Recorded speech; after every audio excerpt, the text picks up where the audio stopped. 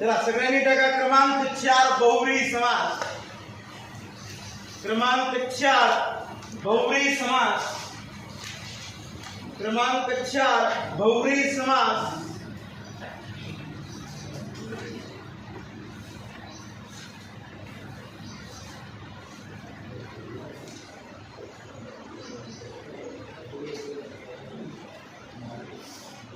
क्रमांक 4 बहुव्रीही समास। ज्या समासातील दोन्ही पदे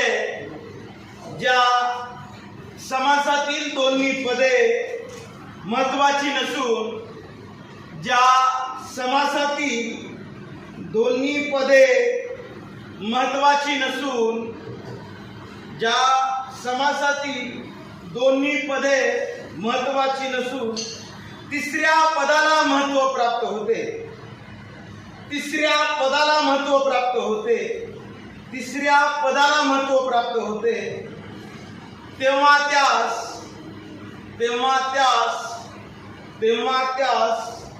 बहुव्रीही समास असे म्हणतात।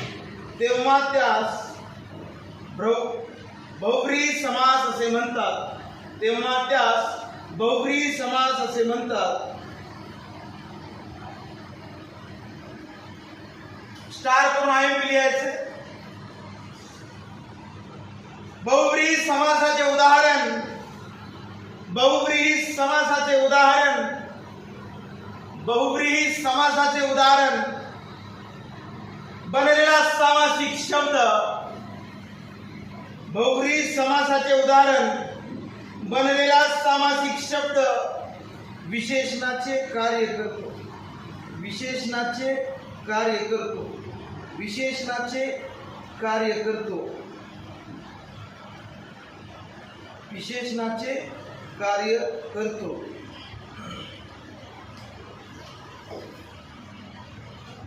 विशेषणाचे कार्य करतो।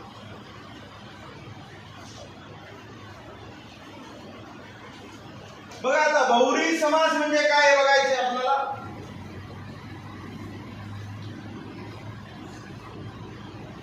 कोणता समास? बहुव्रीही समास। आणि बहुव्रीही समास बघत असताना तुम्हाला एक गोष्ट लक्षात आली पाहिजे किंवा बहुव्रीही समास आपण शिकत असतो त्यावेळी आपल्याला समजलं पाहिजे की दोन्ही पद महत्वाची नाहीत। आतापर्यंत आपण काय बघितलं? अव्ययभाव समासामध्ये पहिलं पद महत्वाचं असतं, दुसरं पद महत्वाचं राहत नाही। तत्पुरुष समासामध्ये दुसरं पद महत्वाचं असतं। द्वंद्व समासामध्ये दोन्ही पदे महत्वाची असतात। आणि त्याचबरोबर जेव्हा बहुव्रीही समास येते तेव्हा दोन्ही पदे महत्वाची नसून तिसरे पद महत्वाचे असते। कसले? तिसरे पद महत्वाचे असते। बरोबर आहे का? याला अव्ययभाव म्हणावं, याला तत्पुरुष म्हणावं, याला द्वंद्व म्हणावं आणि याला बहुव्रीही म्हणावं। बरोबर आहे? बरोबर आहे का? पहिल्यांदा अव्ययभाव समास, पुन्हा तत्पुरुष समास, पुन्हा द्वंद्व समास आणि पुन्हा बहुव्रीही समास। या बहुव्रीही समासामध्ये दोन पद महत्वाचे नाही आहेत। म्हणजे दिलेले जे दोन पद आहेत सामासिक शब्दामध्ये दोन पद येतात, त्या दोन पदामध्ये ते दोन्ही पद महत्वाचे नाही आहेत। मग काय महत्वाचं आहे भाऊ? तर तिसरं पद महत्वाचं आहे। का तिसरं पद महत्वाचं आहे? कारण बहुव्रीही समास आपल्याला असं सांगतं की ज्या समासामध्ये दोन्ही पदे महत्वाची नसून तिसरे पद महत्वाचे असते याला काय म्हटलं जातं? बहुव्रीही समास म्हटलं जातं। तुम्हाला जर वाटत असेल, आपण जर त्याचं उदाहरण जर बघितलं आणि त्या उदाहरणात जर सांगायचं म्हणलं किंवा उदाहरण आपण पाहिलं तर आपल्याला एक गोष्ट दिसते बघा। मी शब्द घेतला, सामासिक शब्द आहे निळकंठ। काय आहे? सामासिक शब्द आहे निळकंठ। आणि या निळकंठ या शब्दाचा विग्रह होतो निळा आहे, निळा आहे, निळा आहे कंठ ज्याचा, निळा आहे कंठ ज्याचा असा। मला सांगा, निळा आहे कंठ ज्याचा असा कोणी महादेव। लक्षात ठेवा। बरोबर आहे? लक्षात ठेवा। काय घेतला आपण? सामासिक शब्द काय होता? निळकंठ होता। आणि त्याचबरोबर आपण त्याचा विग्रह बघितला आणि विग्रह काय होता माय बाप? तर निळा आहे कंठ ज्याचा असा कोण असतो? महादेव। म्हणजे निळाही महत्वाचं नाही। बरोबर आहे का? दोन पद आहेत, दोन पद लक्षात आले का? हे बघा, पहिलं हे दुसरं, किती पद आहेत? दोन पद आहेत, निळा आणि इम्पॉर्टंट आहे का ते? आहे का? अजिबात नाही. लक्षात ठेवा, जेव्हा पहिलं व दुसरं म्हणजे दोन्ही पद महत्वाचे नाही, तिसराच पदाचा जन्म होतो, तिसऱ्याच पदाचा जन्म होतो. आणि तिसरं पद म्हणजे काय आहे? महादेव. तिसरं पद म्हणजे काय आहे? महादेव. त्याचबरोबर जेव्हा आपण बघतो काय बघतो बघा, चक्रपाणी. काय बघितलं? चक्रपाणी. हे बघा, आम्ही पहिली वेलांटी घेतली, लक्षात ठेवा. मी किती वेलांटी घेतल्या? पहिली वेलांटी. लक्षात ठेवायचं, जेव्हा पाणी असं लिहिलं जातं तेव्हा त्या शब्दाचा अर्थ होतो हात, तेव्हा त्या शब्दाचा अर्थ होतो हात. आणि जेव्हा असं लिहिलं जातं तेव्हा या शब्दाचा अर्थ होतो जल. काय होतो? जल. नाहीतर कुणी नापिक डोक्यात सुट्टी विचारी आणि त्यानं मला म्हणेल पाण्याला सर पाणीच म्हणत येते. का बरं? पाण्याला समानार्थी शब्द नसते का? राहते, ठिकाण राहते. नसते असं कधीच होत नाही. पाणी पहिली वेलांटी त्याचा अर्थ हात असतो, पाणी दुसरी वेलांटी त्याचा अर्थ जल असतो.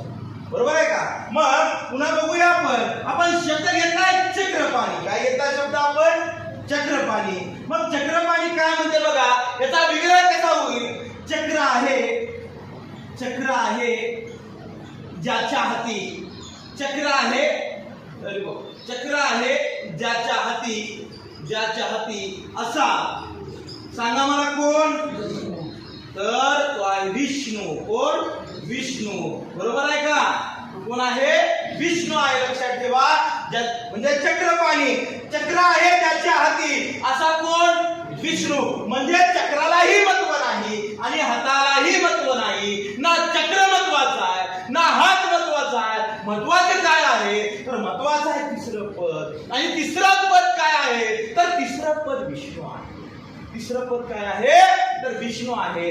जेव्हा वाक्याचा बघा सामासिक शब्द आहे, या सामासिक शब्दाचा जर सामासिक शब्दाचा विग्रह केला असेल आणि त्यामध्ये दोन्ही पदाला महत्व दिलं नाही आणि बाबा तिसरंच पद तुम्हाला जर महत्वाचं दिलं असेल तर त्यास काय म्हटलं जातं? बहुव्रीही समास म्हटलं जातं. काय म्हटलं जातं? बहुव्रीही समास असं म्हटलं जातं. म्हणून आपल्या मनमंदिरात मधमस्तिका लक्षातच ठेवायचं. पहिलं पद अव्ययभाव समास, दुसरं पद तत्पुरुष समास, दोन्ही पदे द्वंद्व समास, दोन्ही पद सोडून तिसरं पद बहुव्रीही समास.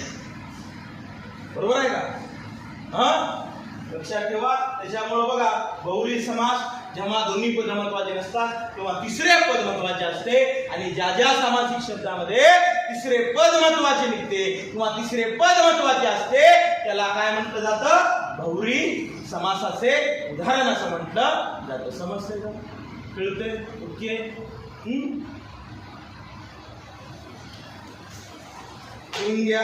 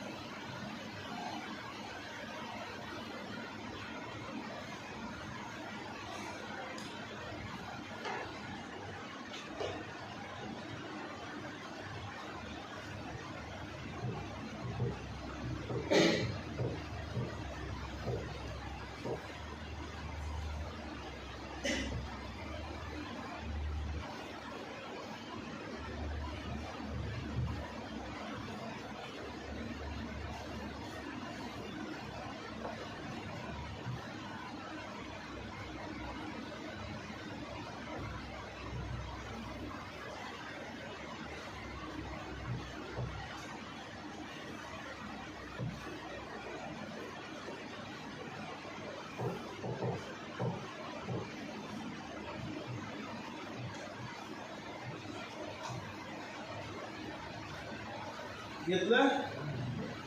चला, यावरून जेव्हा आपण बहुव्रीही समास पूर्णतः सर्वांगीण पद्धतीने त्याला बघतो किंवा त्याच्याकडे जेव्हा आपण लक्ष देतो, म्हणजे जेव्हा आपण सगळा बहुव्रीही समास शिकायचा असतो आपल्याला आणि या बहुव्रीही समासाला बघता आपणाला या बहुव्रीही समासाचे 4 प्रकार पडतात. किती प्रकार पडतात? 4 प्रकार पडतात. सगळ्यांनी बहुव्रीही समास स्टार करून लिहून घ्यायचे. बहुव्रीही समासाचे 4 प्रकार पडतात. बहुव्रीही समासाचे 4 प्रकार पडतात. पहिला विभक्ती बहुव्रीही समास. विभक्ती बहुव्रीही समास. त्याच्यानंतर क्रमांक 2 नत्र बहुव्रीही समास.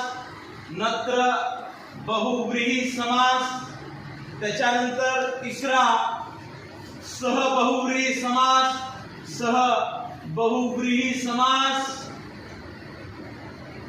आणि चौथा आहे प्रादी. कोणता? प्रादी बहुव्रीही. प्रादी बहुव्रीही समास. पहिला आहे विभक्ती बहुव्रीही समास. दुसरा आहे नत्र बहुव्रीही समास. तिसरा आहे सहबहुव्रीही समास. आणि चौथा आहे प्रादी बहुव्रीही समास. चौथा आहे प्रादी बहुव्रीही समास.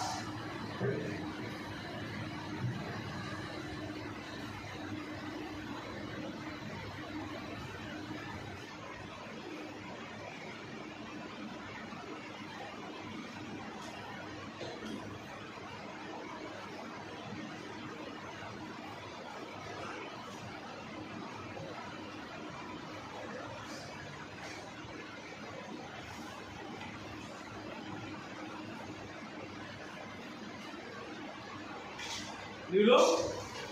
चला क्रमांक 1 टाका. विभक्ती बहुव्रीही समास. विभक्ती बहुव्रीही समास. विभक्ती बहुव्रीही समास. या समासाचा विग्रह करताना या समासाचा विग्रह करताना या समासाचा विग्रह करताना शेवटी संबंधी सर्वनाम येते. शेवटी संबंधी सर्वनाम येते. या समासाचा विग्रह करताना शेवटी संबंधी सर्वनाम येते. व त्याला विभक्तीचे प्रत्यय लागतात. व त्याला विभक्तीचे प्रत्यय लागतात.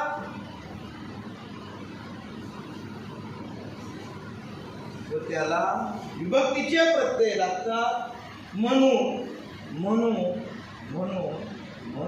याला विभक्ती बहुव्रीही समास असे म्हणतात. म्हणून याला विभक्ती बहुव्रीही समास असे म्हणतात. म्हणून याला विभक्ती बहुव्रीही समास असे म्हणतात. म्हणून याला विभक्ती बहुव्रीही समास असे म्हणतात. म्हणून याला विभक्ती बहुव्रीही समास असे म्हणतात.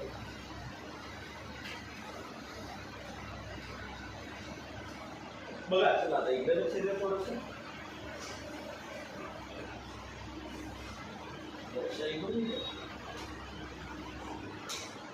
विभक्ती बहुव्रीही समास. आता विभक्ती बहुव्रीही समास बघत असताना तुम्हाला त्याने काय सांगितलं?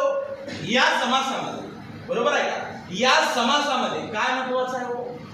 चला सांगा मला, या समासामध्ये काय आहे, काय इम्पॉर्टंट आहे वाटतं तुम्हाला? बघा लक्षात, या विभक्ती बहुव्रीही समासामध्ये, बरोबर आहे का, विभक्ती तत्पुरुष समास आपण पाहिलं, त्याचबरोबर आपण विभक्ती बहुव्रीही समास बघतोय. मग या विभक्ती बहुव्रीही समासामध्ये आपल्याला काय सामंजस्य वाटतं? तर दोन गोष्टी आपल्याला खूप सातत्याने आपले लक्ष द्यावे लागतील. आणि त्या गोष्टी आहेत बघा, पहिला काय, संबंधी सर्वनाम. पहिलं काय आहे? संबंधी सर्वनाम, बरोबर आहे का, संबंधी सर्वनाम. त्याच्यानंतर ज्यावेळेस तुम्ही विचार करता, त्याच्यानंतर लगेच तुम्हाला मी कंटिन्यू ते सांगतात की संबंधी सर्वनामाला विभक्ती प्रत्यय लागतात. म्हणजे पुन्हा दुसरी कंडिशन काय हो? विभक्ती प्रत्यय. काय? विभक्ती प्रत्यय. बघा सगळ्या गोष्टी आपण बघतोय. बघा मी काय म्हटलं, विभक्ती बहुव्रीही समास. या विभक्ती बहुव्रीही समासामध्ये महत्वाच्या आहेत आणि त्या दोन गोष्टी म्हणजे काय? पहिल्यांदा संबंधी सर्वनाम आणि दुसऱ्यांदा विभक्ती प्रत्यय. जर कुणाला संबंधी सर्वनाम माहित असतील तर जो, जी, जे आणि ज्या. संबंधी सर्वनाम वाक्यात कधीच एकटे येत नाही. लक्षात ठेवा, संबंधी सर्वनाम वाक्यात कधीच एकटे येत नाही. संबंधी सर्वनाम जोडीने येतं. जो, जी, जे, तो, ती, ते दर्शक सर्वनामाला सोबत घेऊन येतं. पण इथं फक्त उल्लेख संबंधी सर्वनामाचा केला आणि मूळचे संबंधी सर्वनाम कोणते? जो, जी, जे. बरोबर आहे का? जो, जी, जे. लक्षात ठेवा. आणि ज्या तुम्हाला माहित आहे अनेक वचनी किंवा बहुवचनीसाठी आपण ज्या वापरतो. ओके, मग जो, जी, जे, ज्या. ओके, हे काय आहे? संबंधी सर्वनाम. आणि विभक्ती प्रत्यय तुम्हाला माहित आहे. विभक्ती प्रत्यय तुम्हाला माहित आहे. विभक्ती बहुव्रीही समास काय म्हणते? या समासाचा विग्रह करताना संबंधी सर्वनाम येते. शेवटी संबंधी सर्वनाम येते आणि त्या संबंधी सर्वनामाला विभक्ती प्रत्यय लागतात. काय लागतात? विभक्ती प्रत्यय लागतात. हे बघणं आपल्याला गरजेचं असतं आणि हे महत्वाचं आहे. हे महत्वाचं आहे, लक्षात ठेवा. ओके, त्यामुळे आपण बघतो. काय बघतो? चला बघा आता उदाहरण देतो तुम्हाला. बघा आता उदाहरण आहे मोदक प्रिय. काय म्हटलं मी? मोदक प्रिय. बरोबर आहे का? काय म्हटलं? मोदक प्रिय. या शब्दाचा ज्यावेळेस आपण विग्रह करू त्यावेळेस बघा, लक्षात ठेवा, मोदक आहे प्रिय ज्याला. मोदक आहे प्रिय ज्याला. बघा, लक्षात ठेवा, मी काय म्हणते? मोदक प्रिय हा शब्द आहे. मोदक प्रिय हा सामासिक शब्द आहे. या सामासिक शब्दाचा ज्या ज्या वेळी आपण विग्रह करू त्यावेळी याचा विग्रह येतो. मोदक आहे प्रिय ज्याला. तर लक्षात ठेवा, मोदक आहे प्रिय ज्याला या विग्रहाचा शेवट संबंधी सर्वनामाने होतो. याला संबंधी सर्वनाम म्हणावं. काय म्हणावं? संबंधी सर्वनाम. आणि त्याला पुढे सांगते आपल्याला, ज्या सामासिक शब्दाचा शेवट विभक्ती, बघा, ज्या सामासिक शब्दाचा शेवट संबंधी सर्वनामाने होतो आणि त्याच संबंधी सर्वनामाला विभक्ती प्रत्यय लागतो. ला विभक्ती प्रत्यय आहे. याला विभक्ती प्रत्यय म्हणावं. काय म्हणावं? विभक्ती प्रत्यय म्हणावं. आणि याच्या पुढे आपण ज्यावेळेस विचार करतो, मोदक आहे प्रिय ज्याला, असा कोण? गणपती. कोण? गणपती. बरोबर आहे का? मोदक फक्त गणपतीला प्रिय आहेत का? चतुर्थी आहे म्हणे आज. ओके, गणपती बाप्पा मोरया. मोदक प्रिय. मोदक आहे प्रिय ज्याला. ज्यावेळेस विग्रहाचा शेवट कशाने होतो? संबंधी सर्वनामाने. त्याच संबंधी सर्वनामाला जेव्हा विभक्ती प्रत्यय लागतो त्यावेळी ते उदाहरण असतं विभक्ती बहुव्रीही समास. मग विभक्ती बहुव्रीही समासच का म्हणावं? तर जेव्हा मोदक आहे प्रिय ज्याला ह्याचा तिसरा अर्थ काय निघतो? गणपती. मला सांगा, मोदक महत्वाचा आहे का इथं? नाही. प्रिय महत्वाचा आहे का? नाही. महत्वाचं काय निघालं? गणपती. जेव्हा दोन्ही पद सोडून, जेव्हा दोन्ही पद महत्वाची नसतात आणि तिसरे पद महत्वाचे असते तेव्हा बहुव्रीही समासाचं उदाहरण असतं. बहुव्रीही समासाचं उदाहरण असतं.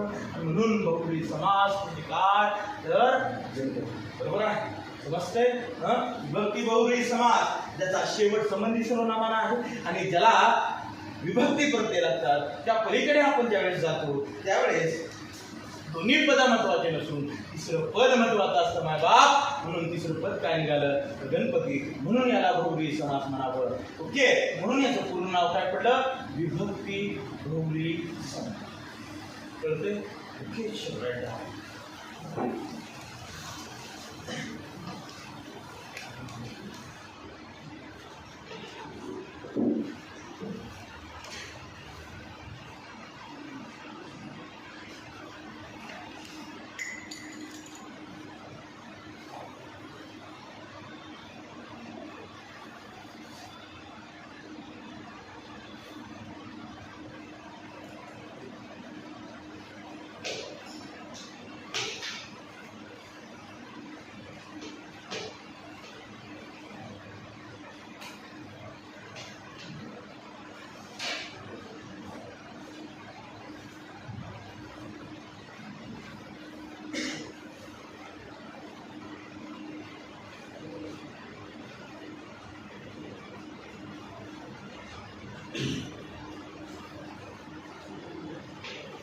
ओके, चला स्टार करून लिहून घ्या.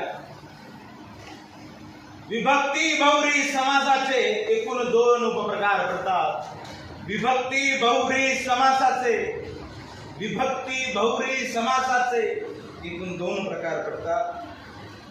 विभक्ती बहुव्रीही समासाचे एकूण 2 प्रकार पडतात. विभक्ती बहुव्रीही समासाचे एकूण 2 प्रकार पडतात. प्रकाश शिंदे आले ना. विभक्ती बहुव्रीही समासाचे एकूण 2 प्रकार पडतात. बरोबर आहे का? चला क्रमांक 1 समानाधिकरण विभक्ती बहुव्रीही समास. समानाधिकरण विभक्ती बहुव्रीही समास. समानाधिकरण विभक्ती बहुव्रीही समास.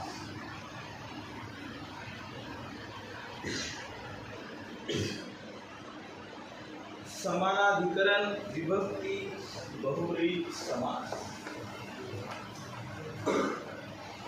समानाधिकरण विभक्ती बहुव्रीही समास घेतलं. चला क्रमांक 2 घ्या. क्रमांक 2 टाका.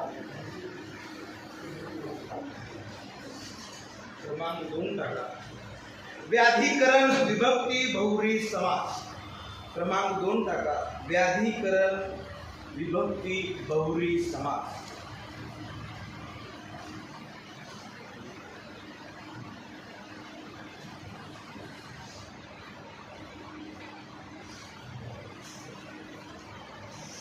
व्याधिकरण विभक्ती बहुव्रीही समास. बघा, विभक्ती बहुव्रीही समासाचे 2 प्रकार पडतात. ओके, पहिला आहे समानाधिकरण विभक्ती बहुव्रीही समास. काय? विभक्ती बहुव्रीही समास. आणि क्रमांक 2 आहे व्याधिकरण विभक्ती बहुव्रीही. बरोबर आहे का? समानाधिकरण विभक्ती बहुव्रीही समास आणि व्याधिकरण विभक्ती बहुव्रीही समास. ओके, चला क्रमांक 1 टाका. समानाधिकरण विभक्ती बहुव्रीही समास. क्रमांक 1 टाका. समानाधिकरण विभक्ती बहुव्रीही समास. समानाधिकरण विभक्ती बहुव्रीही समास.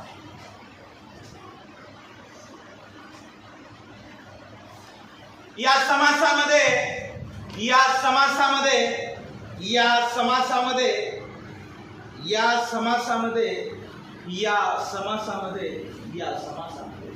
दोन्ही पदे एकाच विभक्तीत असतात. या समासामध्ये दोन्ही पदे एकाच विभक्तीत असतात. या समासामध्ये दोन्ही पदे एकाच विभक्तीत असतात. या समासामध्ये दोन्ही पदे एकाच विभक्तीत असतात.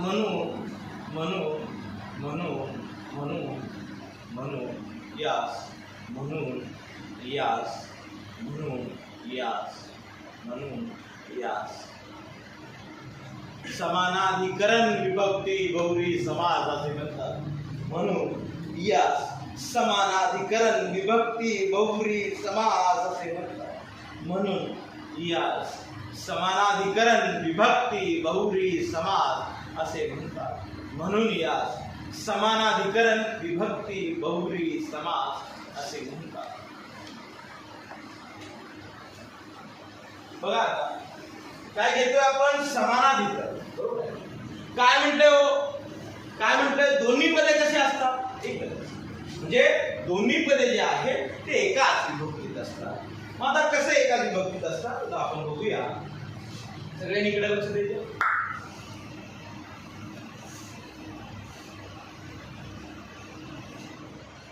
तपोधन शब्द कोणता घेतला आपण? तपोधन. बरोबर आहे का? तपोधन हा शब्द घेतला. बरोबर आहे. तपोधन हा शब्द घेतला. तपोधन या शब्दाला सामासिक शब्द काय म्हणतात? सामासिक. बरोबर आहे. मग तपोधन हा शब्द घेतला. मग तपोधन या शब्दाचा विग्रह आपल्याला करायचा. तपोधन या शब्दाचा विग्रह आपल्याला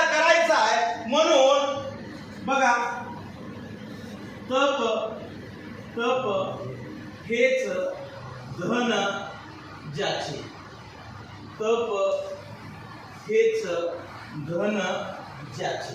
बरोबर आहे. चला मला सांगा, आपण विग्रह केला, तपोधन या शब्दाचा विग्रह केला आपण. तप हेच धन ज्याचे. मग मला सांगा, दोन पद कोणते? क्रमांक 1 चं पद, क्रमांक 2 चं पद. या तपला कुठला प्रत्यय लागलाय का? नाही. म्हणून प्रथमा विभक्ती. दुसरं पद आहे धन. या धनला कुठला प्रत्यय लागलाय का? अजिबात नाही. जेव्हा प्रत्यय लागत नाही तेव्हा कोणती विभक्ती? कोणती विभक्ती? मला सांगण्याचं तात्पर्य काय किंवा मला सांगायचंय काय? लक्षात ठेवा, जेव्हा एखाद्या सामासिक शब्दाचा आपण विग्रह करतो, काय करतो? विग्रह करतो, तेव्हा त्यातील दोन्ही पद जर एकाच विभक्तीत असतील तर त्याला समानाधिकरण विभक्ती बहुव्रीही समास असे म्हणतात. काय म्हणतात? समानाधिकरण विभक्ती बहुव्रीही समास असे म्हणतात. येते का लक्षात? तप हेच धन ज्याचे असा तप करणारा एकमेव माणूस असतो, तो कोण असतो? ऋषी. बरोबर आहे. कोण असतो? ऋषी. लक्षात ठेवा. म्हणून तप पहिलं पद, धन दुसरं पद, प्रथमा. तपाला कुठलाच प्रत्यय नाही म्हणून प्रथमा. धन कुठलाच प्रत्यय नाही म्हणून प्रथमा. समजते? एकाच विभक्तीत आहे. दोन्ही कुठल्या विभक्तीत आहेत? एकाच विभक्तीत आहे. म्हणून याला समानाधिकरण विभक्ती बहुव्रीही समास असे म्हणतात. कळतंय का? येते का लक्षात? हा, समजतंय? ओके, सुरू का?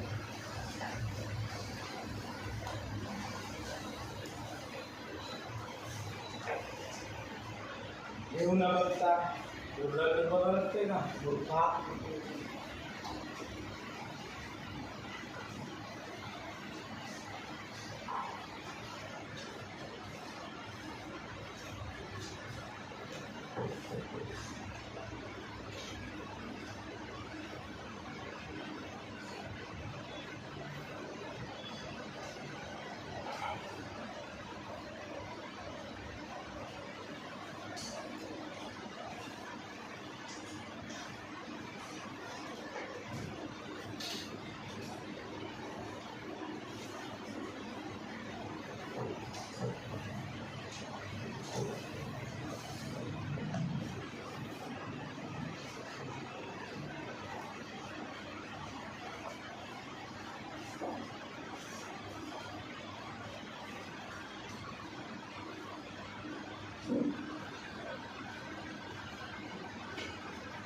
झालं?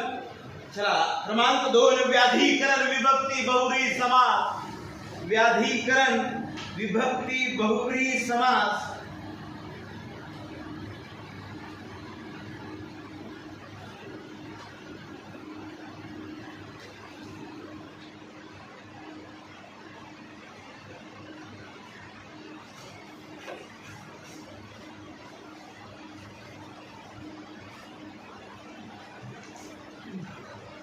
या समासातील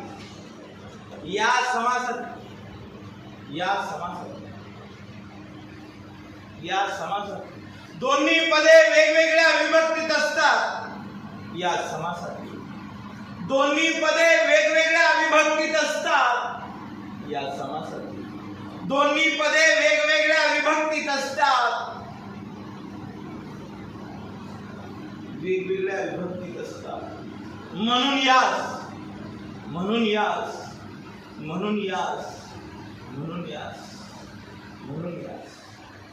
व्याधीकरण विभक्ती बहुव्रीही समास असे म्हणतात. म्हणून व्याधीकरण विभक्ती बहुव्रीही समास असे. म्हणून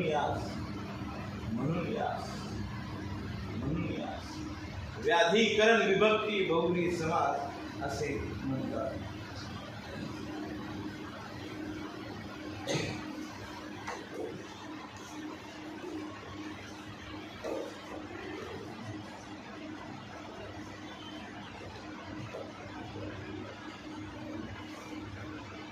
चला, आता आपण काय बघितलं? आपण समान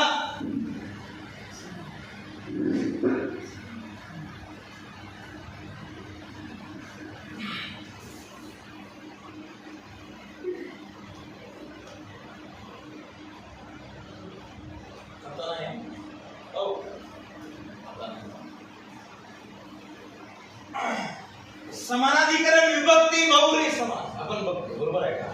समानाधिकरण विभक्ती बहुव्रीही समास आपण बघितलं, त्याच्यामध्ये काय दिलं आपण बघा, दोन्ही पदे, बरोबर आहे का? दोन पद असतात, दोन्ही पदे कुठं एकाच विभक्तीत होते. कुठं होते? एकाच विभक्तीत होते, बरोबर आहे. आपण ज्यावेळेस व्याधिकरण विभक्ती बहुव्रीही समास बघितलं, व्याधी म्हणजे वेगवेगळे लक्षात, व्याधी म्हणजे वेगवेगळे, बघा लक्षात ठेवा, ही व्याधी, व्याधी हा शब्द, व्याधी हा शब्द, व्याधी म्हणजे रोग सुद्धा होतो. व्याधी या शब्दाचा अर्थ रोग सुद्धा होतो आणि व्याधी या शब्दाचा अर्थ काय? वेगवेगळे. आपण कसं घेतो यावर आपण इथं काय घेतलं? वेगवेगळे. ओके, बरोबर आहे का? व्याधिकरण विभक्ती बहुव्रीही समास म्हणजे ही समास तुम्हाला काय सांगतो? जेव्हा तुम्ही एका सामासिक शब्दाचा विग्रह करता, काय म्हणते ना, जेव्हा तुम्ही एका सामासिक शब्दाचा विग्रह करता त्यावेळी दोन्ही पद वेगवेगळ्या विभक्ती, दोन्ही पद. उदाहरण घेऊया आपण, बघा आता सुंदर उदाहरण आहे. जितेंद्रिय काय आहे? जितेंद्रिय. जितेंद्रिय हा शब्द आहे आणि जितेंद्रिय या शब्दाचं जर आपण विग्रह बघितला आणि त्याचा विग्रह जर आपण केला तर जितेंद्रिय जिंकली आहेत, काय म्हणताय ना, जिंकली आहेत, जिंकली आहेत, इंद्रिये जिंकली आहेत.